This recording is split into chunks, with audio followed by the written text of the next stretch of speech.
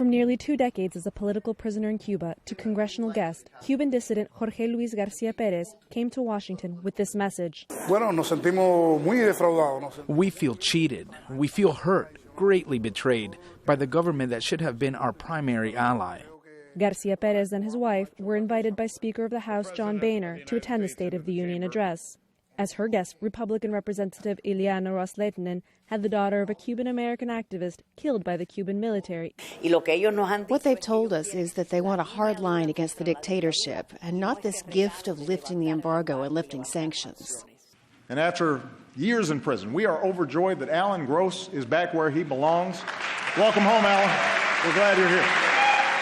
Also sitting under the Capitol dome on Tuesday, a grateful Alan Gross, a former U.S. government contractor and guest of the White House, 1 month after his release from a Cuban prison. Although the decision to renew ties between Havana and Washington was unilateral, Mr. Obama again asked Congress to end a U.S. trade embargo on the island. Our shift in Cuba policy has the potential to end a legacy of mistrust in our hemisphere.